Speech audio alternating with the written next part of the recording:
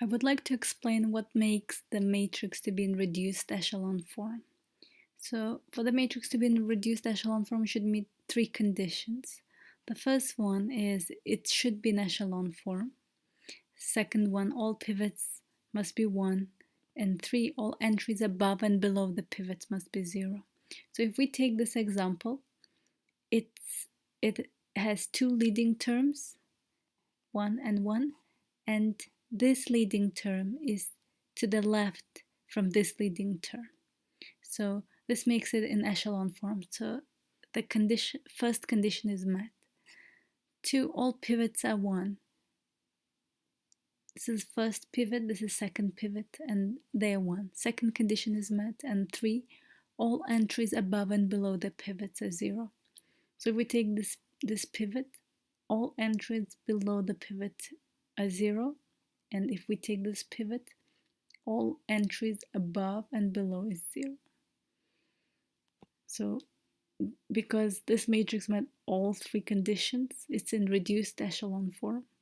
Here is the question for you. Is this matrix in reduced echelon form? I will give you a few seconds. And here's the answer. It is not in reduced echelon form. Let's analyze this matrix. It has 3 pivots, 1, 2, and 3. And this pivot is to the left from this pivot. This pivot is to the left from this pivot. So the first condition is met. Second one is they all must be 1. So it is 1, this one is 1, and this. And the third condition was all entries below and above must be 0. So it is 0, all entries below and above is 0. But this 6 is not 0. All entries above this pivot is not 0.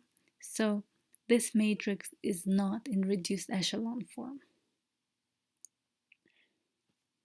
To make it in reduced echelon form, we should do more elementary row operations to remove the 6.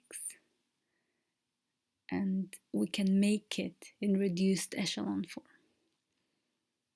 Hope this was helpful.